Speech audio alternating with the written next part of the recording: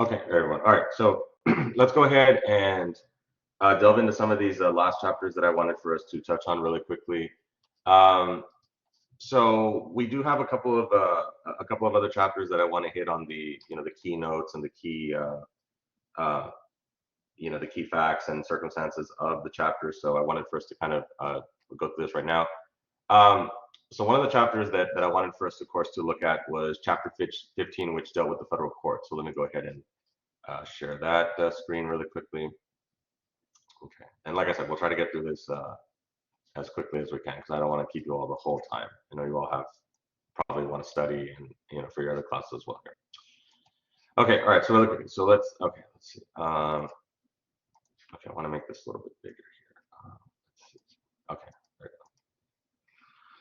we go. Okay, so let's discuss the federal courts chapter here really quickly.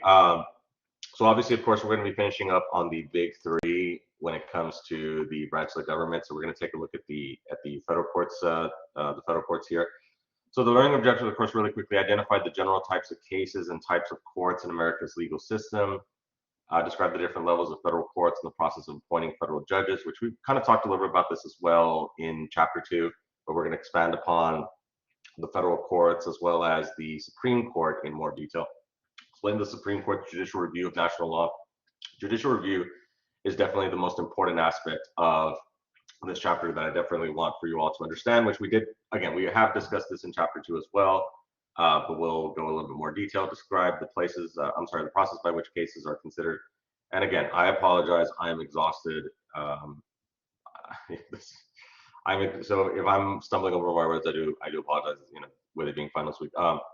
Describe the process by which cases are considered and decided by the Supreme Court, and describe the factors that influence court decisions. So the first, the first aspect of this chapter here, of course, is dealing with some legal basics when it comes to criminal law and civil law, which I'm sure you all are pretty familiar with this, right? When we think of like a court case, right, we tend to think of like the jury sitting in and listening to the circumstances and the facts of the case, right? We've got the prosecutor, right, the district attorney, the prosecutor, who is making the legal argument against someone where charges have been levied against someone, right? And then of course we have the defense attorney that is trying to defend against those charges, and we've got the judge that is overseeing the happenings of the court, right?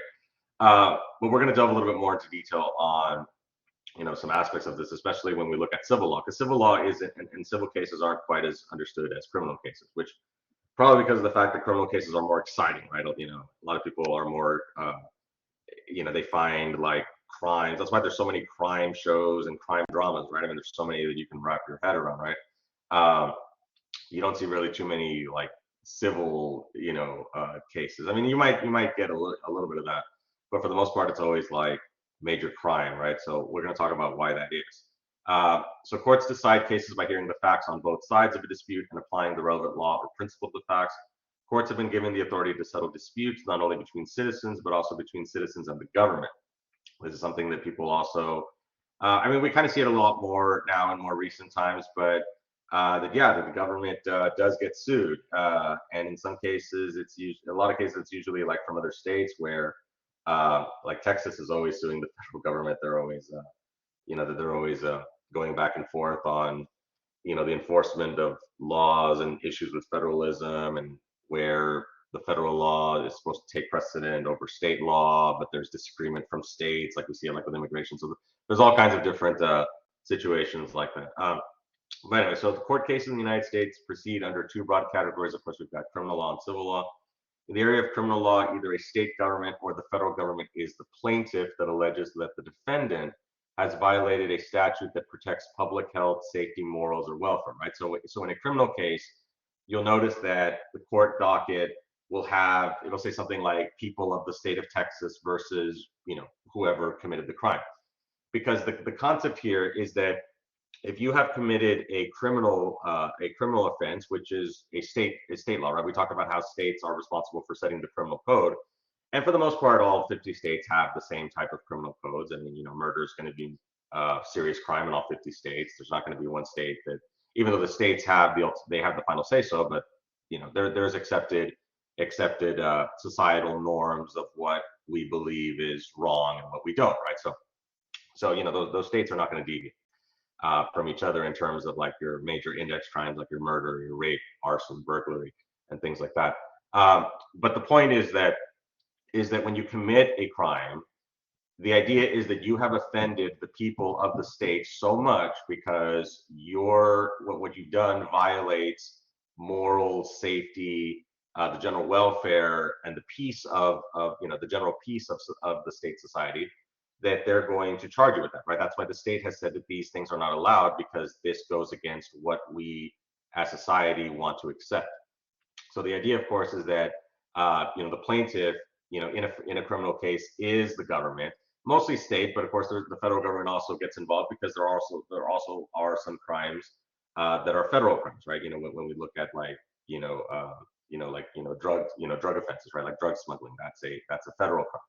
But the idea is that because you've harmed the government and the people, and people in society that comprise of you know, government and all that stuff. That's why they're considered the plaintiff, and you're the defendant, right? The defendant is the person that is having to defend against this, right? And then civil cases are those between individuals, groups, corporations, and other private entities, or between such litigants and the government, in which no criminal violation is charged, right? So in a civil case, it's not a violation of criminal law. It's not a criminal offense, but it's like a breach of contract. If, let's say, you get sued, right? If you default on a credit card, you're not able to pay some loans or things like that, right? Or like I was saying, right? If we've got a constitutional disagreement between the state and the national government, this is what it is. It's not that there's a crime being committed. It's just that there's a fundamental disagreement about, an interpretation of a law or a statute or the Constitution or things like that. So that's where it becomes a civil case. Uh, in deciding cases, courts apply statutes, laws, and legal precedents prior decisions. So yes, the idea is that if you have, like when we're talking about precedents, right? The idea is that if you have a similar case that's being brought forth before a court, the court is going to look at previous cases and previous circumstances that are similar, and they're going to use those similar cases that have created this precedent to now apply it to a new case. Now, of course, that doesn't always happen. We saw this very recently with the Hobbs case, which overturned Roe versus Wade. So they don't the courts don't have to follow precedent, but it's something that is usually expected, right? The idea in our legal system is that we don't just have a bunch of random cases. You want to have an idea about what these cases stand for, that they build upon each other, and that it creates a legal doctrine, right? You don't want to just have just having cases be thrown out left and right. You want to establish this strong rule of law, so to speak, right? But again, it's not something that is completely bound, because, and the reason why it's not completely bound is because circumstances change. We're going to talk about different types of judges, like judicial activists versus judicial restraint. So the jurisprudence that the judges subscribe to can also have a big impact in terms of whether precedents continue or they change. If society is changing, then judges that apply to as judicial activists would feel that the court has to change with the time, so to speak. But then judicial restraint feels that no, that it should be based solely on like a strict interpretation of the Constitution. But we'll talk about that here in a bit. By far, most cases are heard by state courts. State trial courts are the first to hear a criminal or civil case. So these are, of course, your district courts at the state level. They hear your major index crimes, and defendants may appeal if convicted first to a state court of appeals and then to the state Supreme Court, right? So now, of course, when you take Government 2036, you're gonna find out that Texas has several levels of appeal of appellate court. So right, the idea of appellate court, right, is where an appeal is where if you want for a higher court to to hear your case because and it's not necessarily because you disagree with the decision, although you can still appeal for that, but your appeal is probably not going to go anywhere. But the idea as to why you would want to appeal would be to, if let's say you bring up a constitutional issue, like an example would be like if let's say, and this wouldn't necessarily happen, but I'm just giving you an outlandish example. But let's say you get convicted of a crime. The police were able to get evidence that implicated you with this crime, but let's say the police didn't have a search warrant. Again, I'm just giving a very outlandish example. The police wouldn't be that stupid to do that, but just for for argument's sake, let's say they searched your house without a search warrant and they found what they were looking for. That would obviously be a very legit reason to appeal to a higher court, right? Because obviously, of course, this violates the Fourth Amendment against unreasonable searches and seizures. So you have to have a legit constitutional issue to bring up. Now, of course, that doesn't mean that the court is always going to agree, but at least you have enough of an argument to be able to make in order to get your case heard, right? And again, you'll also note that in Texas government, that Texas has two Supreme Courts. We've got the Texas Court of Criminal Appeals, which deals with criminal cases, and then the Texas Supreme Court, which deals with civil cases. But again, you'll learn more about that in 2306 if you haven't taken it yet. Jurisdiction is the sphere of authority of a court. So cases involving federal laws, treaties with other nations, or the Constitution fall under the jurisdiction of the federal courts, right? So depending on the nature of the law, the statute that's in question, that's going to determine which type of court is going to hear that, right? Because for federal laws, federal issues, they're going to go to federal courts. For state laws and state issues, they're going to go to state courts, right? So do keep in mind that federal issues in which federal courts are going to have responsibility deal, with federal laws as well as foreign policy interactions with other countries such as treaties, as well as constitutional issues. So this is why cases that come from state courts can ultimately make it to the Supreme Court, because the Supreme Court is responsible for deciding cases based on interpretations of the Constitution, right? And we'll talk about how the Supreme Court is very selective in terms of the cases that they take. And we'll talk about why that is. So in the United States, there are currently 94 district courts. So of course, this is based on region. So we have the district court located here. In the Valley, we have federal courthouses. We have the federal courthouse in McAllen, right? Are you all familiar with the federal courthouse here? The Benson Tower, right? I'm sure you're all familiar with the Benson Tower in McAllen. It's the second tallest building in McAllen. That is the federal courthouse, right? So if you've been arrested in the vicinity, right? If let's say you're smuggling drugs, at on San Luis, which is a little bit down the road here, that falls under the jurisdiction of the McAllen District Court district. And so once you get arrested by federal agents, you will be brought forth before a federal judge at the Benson Tower, right? And I do want to also mention that the federal district courts operate pretty much the same as state trial courts, in that you have a judge overseeing the proceedings. You've got you've got a federal prosecutor, you've got federal jurors. Which a couple of years ago, I got a questionnaire asking if I wanted to serve as a federal juror. I didn't fill it out because I was really busy, but it would be cool to get that again, because I've served as a juror in state court. It was for a minor offense, but I have served on a jury before. It was a very interesting experience, but I've never served on a federal jury, and I would like to see how that is. But anyway, that's all another story. But the point is that for federal district courts, they operate pretty much like a typical state trial court that we're more aware of, right? You do have a federal prosecutor, you've got your defense attorney, you've got a jury that will determine whether someone is guilty or not guilty, right? And of course, you have a federal judge overseeing.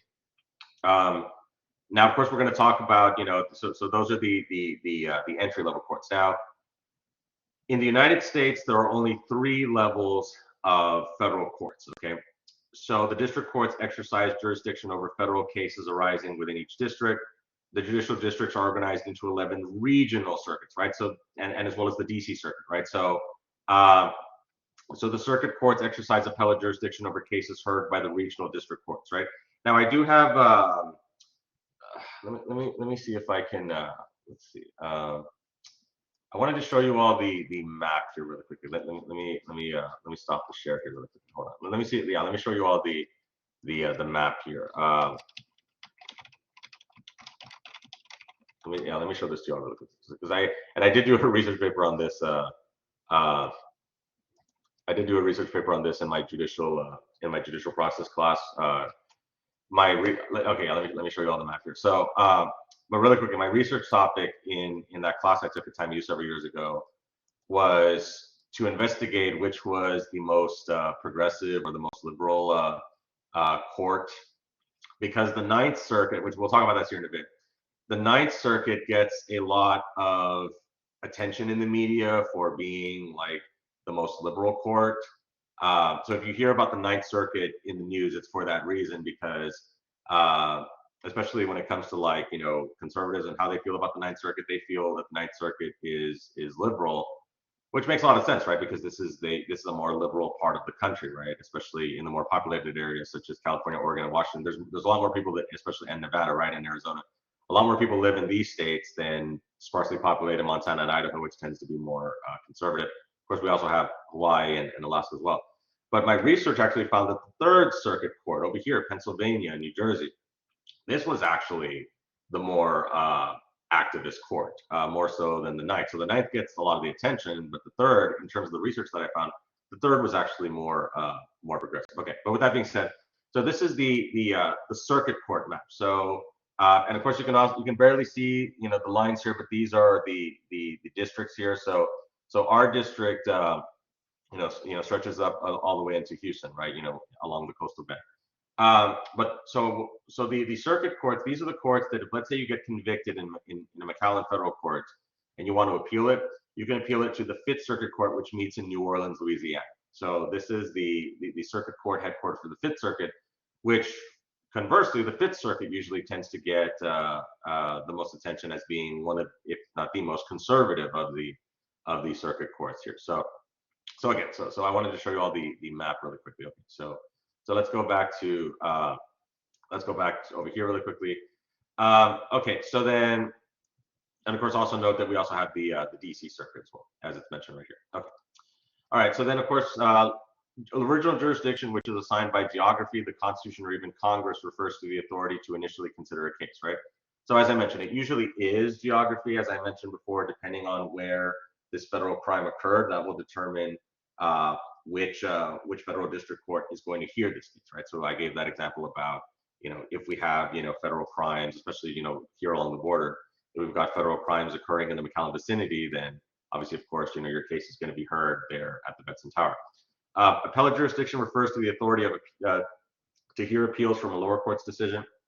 For a case to enter federal courts from state courts, the defendant must allege a violation of due process or law or ask for a writ of habeas corpus, right? So this goes back to a lot of the stuff that we talked about, especially when we talked about the 14th Amendment, you know, this idea of, you know, due process and equal protection, right? You know, basically this is talking about that, you know, was the process followed correctly, right? When we're talking about due process of law, you know, were you treated fairly? Were your rights explained to you, right? Did you have proper access to an attorney, right? So this also goes to like Gideon versus Wainwright, the right to counsel, right? All those civil liberties that we talked about, not just within the 14th Amendment, but also, you know, the Fourth Amendment, reasonable searches and seizures, you know, that right to an attorney, the Beyond rights, you know, were you able to receive all of that due process, right? That's what it's talking about here, right? As well as the writ of habeas corpus, which, you know, habeas corpus, of course, is the idea that if you are under control of the government, due to an arrest, due to a violation of, of a criminal law, that you have to have your day in court, right? That you have to have the ability to have an attorney, right? That you have to have the ability to have a speedy trial, right? All of this that we talked about in chapter 4 when we're talking about civil liberties, right? So if any of your civil liberties have been violated, you do have that right to appeal, like I was talking about a little while ago. Okay, federal court. So federal court, district court routines and procedures are essentially the same as the lower state courts, but federal procedural requirement tends to be a little bit stricter. So yeah, this goes back to what I was saying, is that because the court setup is pretty much the same, where you still have, the courtroom setting. If we go back up here, it's talking about how courts decide cases by hearing the facts on both sides of a dispute and applying the relevant law or principle to the facts. They're doing the same thing in the federal district courts, right? The only major difference is that they are the law in question is a federal law rather than a state law, but there are some stricter requirements when it comes to procedure. Like I mentioned, in terms of, one example would be the jury selection is more strict in terms of there's more paperwork to submit. You have to submit a questionnaire instead of just being called already. The 12 U.S. courts of appeals review and render decisions in approximately 20% of all lower court and agency cases. So this talks about how that, not too many of these cases actually get appealed because, as I mentioned before, it's not enough just to appeal just because you don't agree with the decision. You have to be able to cite a constitutional reason for why you're wanting to appeal this case. The Supreme Court is the highest court in the country and the only federal court established by the Constitution, right? So, yeah, because if we look at, if we go back to Article 3, the Article 3, as we mentioned, is even shorter than Article 1 and Article 2, right? In fact, Article 3 doesn't even discuss too much about the Supreme Court. It doesn't even talk about judicial review. It just mentions specifically the Supreme Court and that Congress can also establish other courts, right? So Congress does have the right to set up the different levels of courts and the numbers of courts. Congress can also, set up, Congress can also set up the size of these appellate courts, including the Supreme Court. Now, of course, we're going to talk about that here in a bit, right? So the Constitution does not specify the number of justices who should sit on the Supreme Court. Congress has the power to change the court size, as they've done throughout America's history.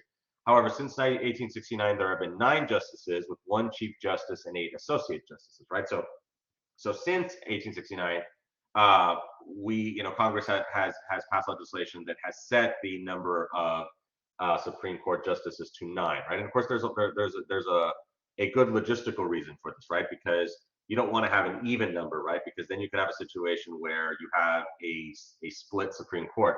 This actually did happen a couple years ago during the Merrick Garland situation, which definitely look that up. I don't have time to go into all the details of that, but that basically what I can mention is that there was a situation where I think I talked about it in the class before, right? Where President Obama had appointed Merrick Garland, who is now the current Attorney General, but at the time he was the Chief Justice of the D.C. Circuit Court, and President Obama appointed him to replace former Justice Hanson Scalia, who had passed away. But Merrick Garland was not allowed to go through the advise and consent process. Well, Senate Majority Leader Mitch McConnell did say that was their version of advise and consent, but basically what Senator McConnell was saying was that they were going to wait for the election to happen, and then the new president should decide. I will say that a very similar situation happened with the passing of Ruth Bader Ginsburg, and they did not wait to appoint a new justice. So you can probably see that I have some strong opinions about that situation, but I don't want to get into that. We can talk about that later. But with that being, and it is what it is. You can look this up and you can see that I'm not. That is the case. But with that being said, let's go ahead and continue here with that, right? So obviously, of course, and going back to what I was saying was that during that time frame where Merrick Garland had been appointed but was not able to go through the process, you did have several Supreme Court decisions that did end in a 4-4 split. So, and when that happens, they just revert with the previous decision. So the previous decision just stands if the Supreme Court is divided. But when you have 9 justices, that creates a situation where you can still have a majority decision, even a 5-4 decision and things like that. But yeah, so obviously, of course, we've got 1 Chief Justice. That's Chief Justice John Roberts, who was appointed by former President Bush after the last Chief Justice, William Rehnquist, passed away in office. So you probably noticed that a lot of these judges end up they end up serving for life because they do have these lifetime appointments where they can serve as long as they want. Although you do have some justices that will retire, such as Justice Kennedy, Justice Breyer also retired. So there are some circumstances where some justices will retire, but some of them won't retire, like we saw with Justice Ginsburg. But basically, and it doesn't mean that they have to serve as long as for life. It just means that they have that position for as long as they want to, as long as they're serving in good behavior, because that's what the Constitution says. But yeah, so we've got Chief Justice John Roberts, who is the Chief Justice of the Supreme Court at this time. Federal judges are appointed by the President, confirmed by the Senate. As we mentioned before in previous chapters, there are no formal qualifications for service as a federal judge, but presidents tend to appoint judges who possess legal experience, good character, and partisan and ideological views similar to their own, right? So that is an interesting quirk within our Constitution, right? That's why people were people were poking fun at this several years ago when former President Trump had his they were making fun of the fact that he was going to appoint Judge Judy or something like that. They were saying like funny stuff like that. That technically, like legally, he could do that, right? He doesn't. The president does not have to go through any type of formal vetting process when it comes to determining who is going to be appointed to be a federal judge.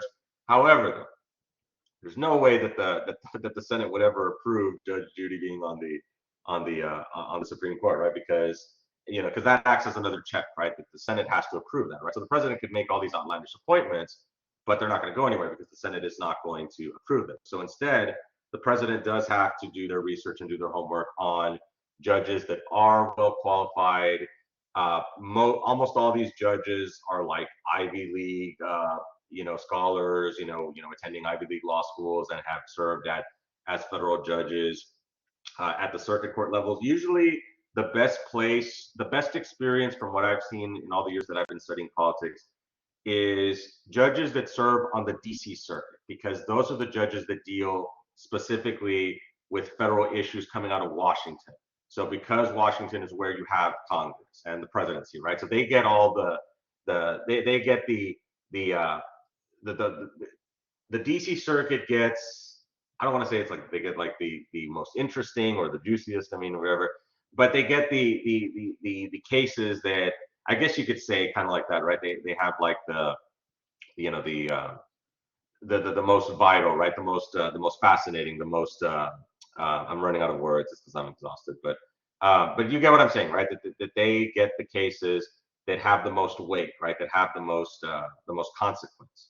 So that's usually where presidents will look at. They'll look at judges that serve on the D.C. circuit first, and that's where a lot of these judges have come from. Like I mentioned, Merrick Garland was the former Chief Justice of the D.C. circuit, so it makes sense that he would definitely be, one of the most qualified to then move up to the Supreme Court.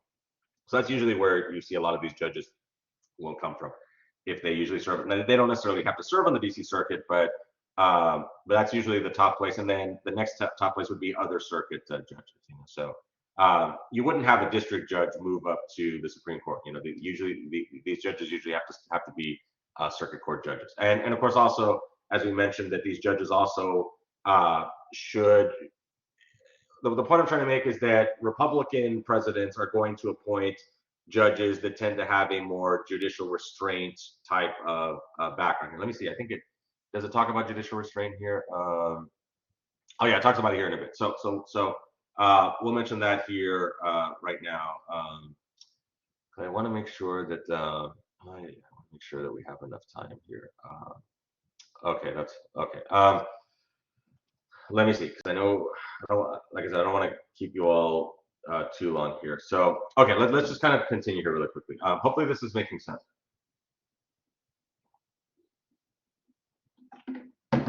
What I'm trying to say here is that Republican presidents will appoint these federal judges that tend to follow the judicial restraint viewpoint. I guess we could kind of go ahead and mention it right now. Let's talk about that here, right? So when we're talking about judicial restraint here, judicial restraint is basically dealing with the idea that judges who follow judicial restraints, they interpret the Constitution a lot more rigidly, a lot more strictly.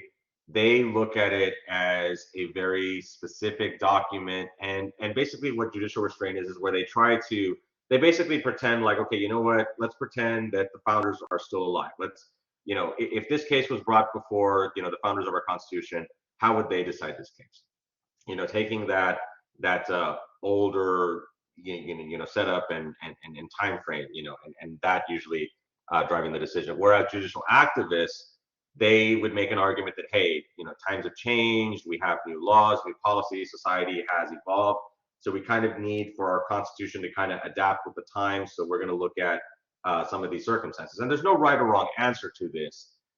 It's just that these judges are going to have these different philosophies, and so Republican presidents will tend to appoint judges that follow more judicial restraint, because judicial restraint is a more conservative form of jurisprudence, whereas Democrat presidents will appoint judges who tend to be more judicial activists and tend to take a more progressive viewpoint of the law, so to speak. So if someone tells you that the Supreme Court is not political, don't believe them because it is very political. I mean, I know they're not supposed to be in terms of, the idea is that they're not supposed to be political like when they get there and when they're actually deciding on cases.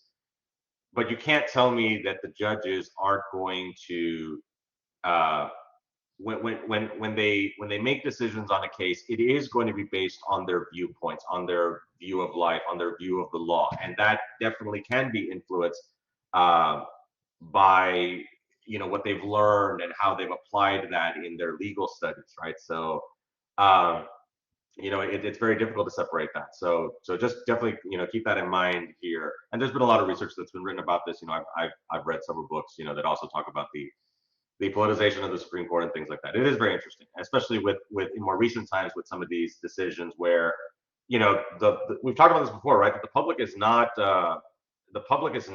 in agreement with some of these cases, right? Especially the Hobbs case, right? There's also data that shows that the public opinion of the Supreme Court has also decreased, right? Where the public is not confident in the Supreme Court's job and things like that. So there is something.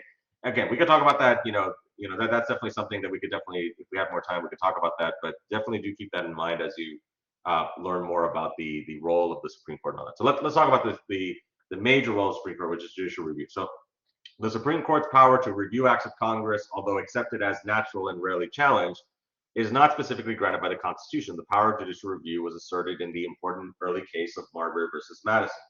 So Marbury versus Madison is one of the most important and famous Supreme Court cases of all time because of the fact that it established the concept of judicial review. What it's talking about here is that the idea of a branch of government that is supposed to um, review the laws and executive orders and actions that our government takes makes a lot of sense, right? It makes a lot of sense that you need to have a referee that's ensuring that our government is operating the way it's supposed to, right? That it's following the Constitution. Or else, why have a judicial branch? Why was a judicial branch created in the first place if they couldn't do this? But the truth is that the Constitution doesn't specifically grant this power, right? It was understood, but it was formally invoked in Marbury versus Madison. And of course, this is a complicated case involving midnight appointees of judges, and we don't have time to go into detail on that, but you can definitely research the actual aspects of the case. And again, I'm sorry, it's the end of the semester and I'm exhausted, but just note that this is where judicial review comes from. So the important thing I want you all to understand about judicial review is that yes, the judicial review, which as I'm saying is the most important thing I want you all to take away from this chapter, is the concept that the federal courts, including the Supreme Court, can step in and review laws of Congress, executive orders by the president to ensure that they are constitutional, right? This is the court's main responsibilities, to ensure that our government is following the Constitution. So this is why you'll have situations where like federal judges will block like executive orders or legislation, right? If you ever see something like that, like judge blocks this, right? That's what it's talking about, right? Where a judge can like temporarily put a stay on a law or some sort of executive order. We saw this during when DACA was rescinded during the Trump administration. There were lawsuits in response to that, and then federal judges were able to block the the rollback of the DACA program to ensure that that it got reviewed, right? And things like that. So they can put temporary stays like that. So just note that that's the federal judges, the federal courts do have that role. Not just the Supreme Court, but also district judges can also do this as well. The Supreme Court's power to review state action or legislation derives from the Constitution's supremacy clause, although it is neither granted specifically by the Constitution nor inherent in the federal system, right? But the legal doctrine, the legal concept, right? The legal tradition is that because the Supreme Court is the highest court in the land, that it has the right to be able to weigh in on not just federal issues but also state issues because of the supremacy clause, right? That because the Constitution is is higher than state laws and state courts and things like that. So as Congress has delegated power to federal agencies, the courts have been called on to decide whether the regulations adopted by federal agencies are consistent with Congress's express or implied intent. This is something that's also going on a lot more now, right? Where because an example of this is, like the student loan situation. There's been controversy, because President Biden a couple of months ago, he, uh, had signed an executive order to forgive, 10,000 and in some cases up to 20,000 in student loan debt.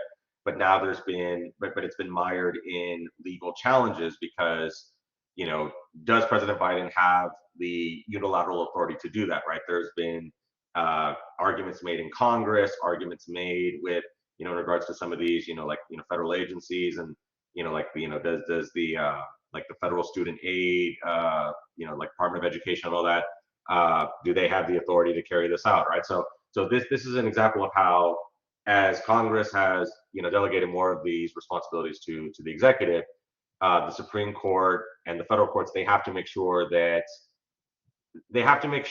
Congress is okay with what the federal agencies are doing. Just because they handed off power and responsibility doesn't mean that they can just kind of do whatever they want. That's basically what it's saying.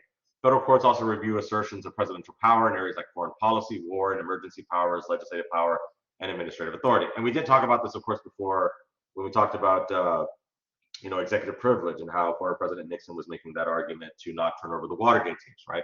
And of course, that was the U.S. v. Nixon Supreme Court case, right? So the federal courts do get involved to determine the president's powers, right? To determine if the president is within their right to exercise some of these powers that we talked about last week, because some of these powers are not so clear cut, right?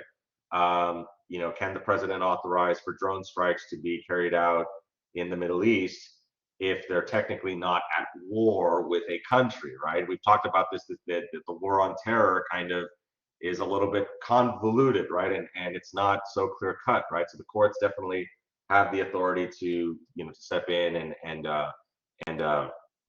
make these interpretations and things like that. Of course, you also have to remember that, do the presidents have to follow through? Like, look up Andrew Jackson's famous case when it came to the Indian Removal Act, and how he said the Supreme Court has made their decision, so let them enforce it. So yeah, President Jackson was definitely not following the Constitution there, because, obviously, of course, and some people are also saying that Nixon technically did not have to turn over the tapes, but, he was ordered to do so, and he did so because, right, can the Supreme Court authorize for federal marshals to go and confiscate the tapes? I mean, that's a whole other question, and things like that. But, it is what it is. So it's definitely fun to talk about those things and these constitutional crises here. So, but with this, okay, let's talk about the Supreme Court in action here. So over the years, courts have developed specific rules that govern which cases within their jurisdiction they hear. These rules of access can be broken down into three categories: case or controversy, standing, or mootness. Okay. Now, standing and mootness are very, obviously, of course, they're bolded, so they are important to understand. So what standing basically means is, what standing is that, do you have the right to bring a case to a federal court because you are an affected party of this case? So if let's say as a student loan borrower, I would have the right to get involved in a lawsuit when it comes to federal student loan forgiveness, because that would affect me. But if someone does not have any student loan debt and they wanted to, try to help out with that, they can't, because this decision doesn't affect them. Does that make sense? That's what standing means, is that I have standing because I would be directly affected by this. But if someone without student loans would not be affected one way or another, right? Because they don't have any student loans, so it doesn't matter to them. So that's basically what standing is. And then mootness is talking about. Mootness would be if, like, let's say, let me think of an example. Because basically what mootness is that the results of the case aren't going to matter one way or another. So I guess an example would be, like, if, let's say, someone passes away, then it's moot because now, like especially like in a criminal case, right? If, let's say, someone, passed, like, let's say, they're doing an investigation and they're able to find, DNA evidence to link, the murder to someone, but then they find out that the person passed away 5 years ago. So it's moot now because the person has already passed on, right? So there's nothing they can do to that person. So that would be an example of mootness here. Most cases reach the Supreme Court through a writ of certiorari. This is only to be granted when there are special and compelling reason. So writ of certiorari is an order that the Supreme Court makes to a lower court to send over, they're going to approve to hear the case and to send over the court documents, right? Because obviously the Supreme Court is going to need to research the case, read up on the case, so they're going to need for the lower court to send the case docket and the documents and all that.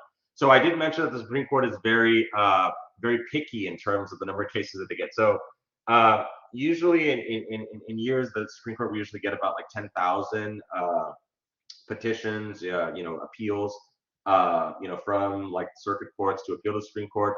But the Supreme Court will only hear about 100 of these. And the reason why the Supreme Court is very selective is because the Supreme Court is only going to hear cases that deal with specific constitutional issues. So just because if let's say you're on death row in Texas and you don't want to die, it's not to say the Supreme Court doesn't have a heart. It's just that the Supreme Court is not going to take that case unless there is a pressing constitutional issue. So that's what the writ of certiorari is that the Supreme Court does approve for the case to be brought forth, and that's why the Supreme Court is very picky and does not take too many cases, because a lot of these cases are not necessarily dealing with constitutional issues here. The Solicitor General can influence the court by screening cases before they reach the Supreme Court, submitting amicus curiae briefs, and shaping the arguments used before the court. Right. So the Solicitor General is basically, the top federal lawyer that represents the United States whenever the United States is involved in any type of lawsuit or legal challenges from states or people or organizations or things like that. And so, right, so the Solicitor General does have a very important role in that cases can be, screened out before the Supreme Court even gets to look at these cases. This is kind of like where, like, let's say you apply for a job and then HR screens the applicants before they send, the applicants over to the hiring manager, things like that. And of course, we've also got the amicus curiae briefs, which is friend of the court. The amicus curiae briefs is interesting because you see this in cases where, like, if let's say, I'll give you an example. So like let's say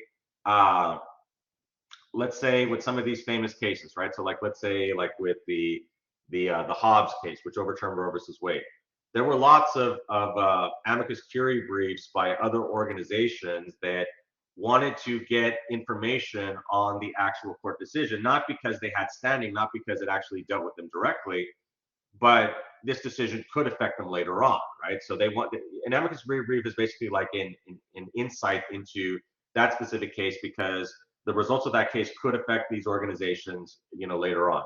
I'm sorry, I'm trying to think of like a really good example. I'm very exhausted, but just note that the amicus curiae brief is a brief that organizations or groups that could be affected by that specific court because they work in that same type of field, or they're involved in that. So okay, so an example would be like, let's say Planned Parenthood was one. Well, let's say Planned Parenthood of another state was wanting to file an amicus curiae brief for the Hobbs case, because I believe the Hobbs case was it was from Mississippi, right? So let's say organizations outside of Mississippi wanted to also get that inside information in terms of the court's ruling, because they would also be affected by this nationally.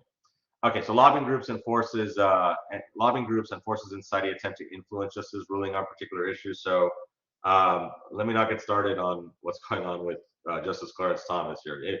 You can look it up in the news. You can see it's all over the news. It's been in the news in the last couple of weeks here. After the court considers the reasoning on both sides as presented in briefs and oral arguments, the justices discuss the case in conference, and opinions are carefully drafted. Right. So let me also make this other important distinction. Let me see how much more we have to go. We don't have too much more. So let me make this important distinction when it comes to when the Supreme Court hears a case. So we mentioned before how that in like a criminal trial court as well as a federal trial court. Let me just take a drink of water here real quick.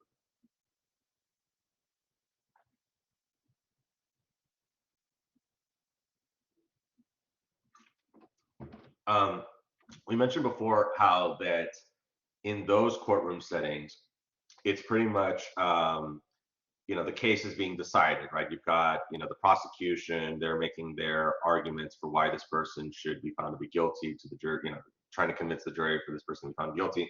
And then you have the defense attorneys that are trying to prove that someone's not guilty. I don't like to use the phrase innocent, because innocent implies that this person didn't do it.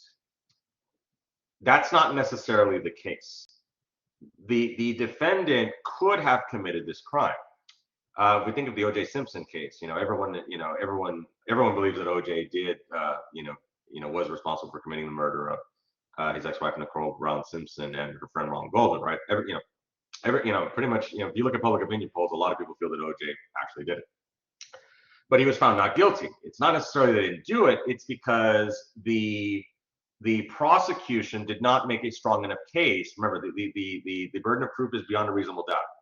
So if you don't have, if the jury is not convinced beyond a reasonable doubt that this person did this, then you have to find them not guilty. It's like, again, and I've said this before, because when because I've seen cases where it's not that this person didn't do it, it's just they didn't have enough evidence. They didn't know one way or another. So if, let's say, you're in a jury and after all the evidence is presented, you still don't know if this person committed this crime or not, then you have to go not guilty, because the burden of proof is on the government. You're not guilty until proven innocent, right? You're innocent until proven guilty. Now, again, I don't like to use the word innocent, because it doesn't mean that person, 100% didn't do it. But because we don't know beyond a reasonable doubt that they didn't do it, that's why we have to go with not guilty. So I wanted to make that quick assertion, because in an appellate case like the Supreme Court is an appellate court. You don't have the prosecution, you don't have the defense, you don't have witnesses, you don't have a jury. Instead, it's basically like a meeting. It's like a hearing, right? Where you've got the justices, they're hearing the case, and you're just hearing the two sides make the arguments, right? You're just hearing, you're hearing the appellate side make their arguments, and then you're hearing the defendant side, making the counter arguments, right? So basically, that's what happens, right? Is that the Supreme Court, they hear arguments from both sides, and then of course they're presented in the briefs that the briefs, like I mentioned. Of course, these are the official court documents that are submitted to the Supreme Court, and then the oral arguments that the both sides make. What I also want to mention here, it doesn't mention this, but also do keep in mind that the Supreme Court justice can also ask questions of the two sides, right? Like again, it's kind of like a meeting, right? It's like a back and forth, right? Like, of course they make their oral arguments, but then the Supreme Court justices will also they'll also ask follow-up questions. So it's kind of like a hearing, right? Like you see like in Congress, like where they're going in to testify. It's kind of a similar thing. It's less of a court case, and it's more like a hearing. So then after all the oral arguments and the questions are concluded, then the justices will discuss the case in conference. They discuss it in secret, and then their opinions are carefully drafted. So the Chief Justice will assign judges to. So what they'll do is they'll vote, right? They'll vote on how they're going to decide this case, and then the Chief Justice will assign a justice to write the majority opinion and the dissenting opinion. So every opinion of the Supreme Court sets a major precedent for cases throughout the judicial system, and even dissent opinions can motivate future cases to come before the court. So do keep this in mind. That's why, like, when I talk to you all about your signature assignment final project, and you all are making a constitutional argument for why you believe this or why you believe that, it's an opinion, just like the Supreme Court is making an opinion. Now, of course, this opinion carries a lot more weight, right? I don't want to say that their opinion is more important than ours, but in terms of the way our government is set up, their opinions definitely matter a lot more in the grand scheme of things, because they are tasked with crafting opinions that will then influence law and policy. It's still an opinion, but because they've earned that right to sit on the Supreme Court, their opinion definitely carries more weight. So again, the majority opinion will talk about not just the decision, but why they decided this case, right? So an example was, of course, the Brown versus Board of Education case, which that was a unanimous decision. So there was all majority opinion, but we talked about this before in Chapter 5, right? Their main legal argument was that to separate people based on race is inherently unequal, right? So that's an example of the opinion that they wrote in the Brown versus Board of Education case. And then, of course, in more divided cases, we have dissenting opinions, where this is the justices who disagree with the majority, the majority opinion, right? And they'll explain their legal reasons for why. We also have, it's not mentioned here, but we also have what's called concurrent opinions. These are opinions where they agree with the decision, but they don't agree with how the decision was made, right? Like they agree on a different reason, right? So like the judge, if a judge writes a concurring opinion, they're agreeing with the overall decision, but they're disagreeing with how they arrived at that decision. So they have their own legal argument for why they voted yes. And then lastly, of course, explaining Supreme Court decisions here. So the Supreme Court always explains its decisions in terms of law and precedent. That's why these opinions can be they can sometimes these opinions can be like hundreds of pages long. It's like a dissertation here. Supreme Court justices are influenced by institutional interests, prior political and governmental experience, the philosophies of judicial restraint and law, and political ideology. So again, if anyone tells you that judges are not influenced by uh, their own previous experience, whether it's studying in law school or working as a judge, the cases that they've seen, and also influenced through their own political viewpoints and political ideologies, they're lying to you, because obviously, judges. Now, okay, so this is a similar thing that I also have to do when I'm teaching these classes, because I think you all can pretty much figure out what my political opinions are, right? I don't shy away from those opinions because, as a political science professor, I feel that it is important for me to have political opinions, right? Because I can't teach this stuff and just not be influenced by it and not have viewpoints, right? I mean, that's why I'm doing this job in the first place, right? Because I have strong political opinions, right? So I get to do a job where I can talk about, something that I find very interesting. Where I have to be careful, though, is I have to ensure that my opinions are not being forced upon you, right? Is to not indoctrinate you all and to welcome different opinions and different viewpoints and to allow for discussion and debate and things like that, right? That's the important thing. So the judges have to be the same way, right? They have to ensure that the decisions that they make is being done in a way where, and that goes back to the argument of judicial restraint versus judicial activism, right? Is that are the judges going to make a decision based solely on how they view the Constitution, or how the Constitution is actually written and how it's interpreted, right? But again, people have different interpretations of the Constitution, right? The Constitution can be interpreted very differently because it's so broad and open to interpretation. So that's why you do have to pay attention to, the presidential party, that the president who's appointing these judges, right? President Joe Biden would not appoint, Brett Kavanaugh, I don't think, right? And vice versa. President Trump would not appoint Justice Jackson, right? So you have to look at those factors, right? And again, it's hard to figure these things out. That's why those Senate Judiciary Committee hearings are so contentious, and they ask a lot of these questions, because they are trying to figure out the political ideology of these judges. They are trying to figure out, if Roe versus Wade would be overturned, which ultimately it was, and of course some of these Democrats that served on the Senate Judiciary Committee were not pleased with that, because they were making the argument that they had asked those questions to the judges. But I want for you all to understand that there is a lot that goes into how the judges are going to make these decisions. So for the much of American history, the power of the federal courts was subject to several limitations. The fact that courts cannot exercise power on their own initiative, the limited relief courts could provide, the lack of enforcement powers, political appointment of the power of Congress to change the size and jurisdiction of federal courts, right? So this is talking about how, this is why a lot of political scientists say that the judicial branch tends to be the weakest of the three branches, because of, well, first of all, also because of the fact that they are very reactive, right? In our American judicial system, we don't have a system where the judges are meeting with Congress and saying, hey, this bill that you're working on, don't pass it because we're telling you it's unconstitutional. Now, in some countries, they do that. They call those advisory opinions. But in the United States, the Supreme Court is very reactive. The courts are very reactive, where a law can be passed, and for all we know, it is unconstitutional, but it has to get to the Supreme Court first in order, for it to be struck down as unconstitutional. Now, I've got some opinions about that, but it is what it is. Two judicial revolutions have strengthened and expanded the role of the federal. And also, let me also mention as well that because Congress has the ability to change the size of the courts and add or take away different levels, the courts are limited in terms of their own power here. Judicial revolutions have strengthened and expanded the role of the federal judiciary since World War II. The first revolution was a substantive revolution in several policy areas, including school desegregation, legislative apportionment, criminal procedure, obscenity, abortion, and voting rights. Right? These are all the cases that we talked about before, right? We talked about Brown versus Board of Education.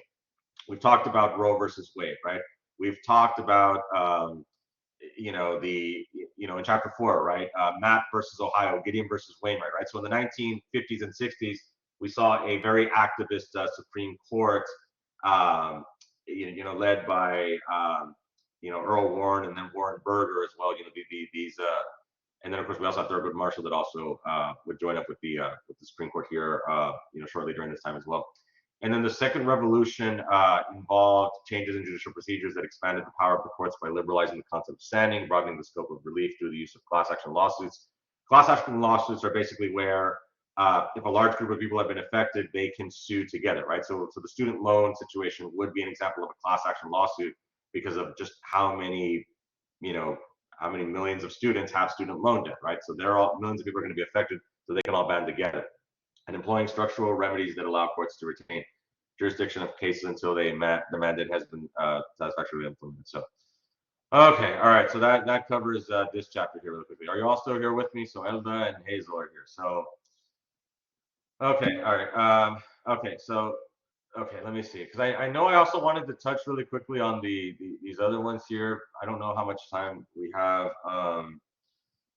Let me hold on. Let me stop the record button and then we'll see this here. Hold on, give me just a moment.